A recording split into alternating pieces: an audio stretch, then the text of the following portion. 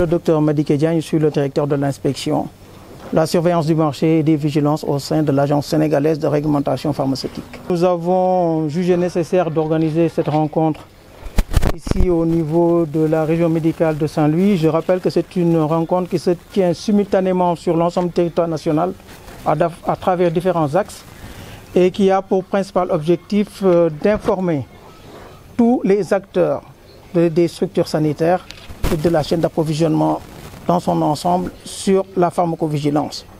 Nous avons profité de cette tribune pour effectivement partager les informations relatives à l'Agence sénégalaise de réglementation pharmaceutique, qui est une nouvelle agence qui est née de la fusion entre la direction de la pharmacie du médicament et l'ancien laboratoire national de médicaments qui est intervenu par décret en 2022, mais également profiter de cette tribune pour partager les informations relatives à la nouvelle loi pharmaceutique qui a été promulguée effectivement en juin 2023.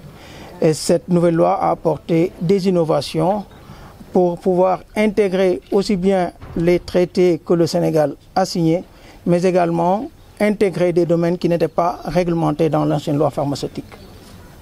Est-ce que vous pouvez nous donner juste un exemple sur ces innovations? Les innovations, c'est par rapport déjà pour ce qui est des essais cliniques.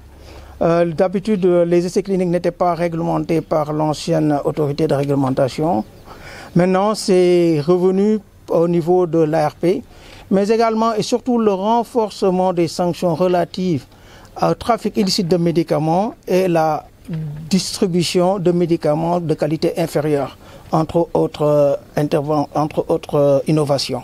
Si vous consultez la nouvelle loi, il a été mis en place un office de contrôle pour le trafic illicite de médicaments.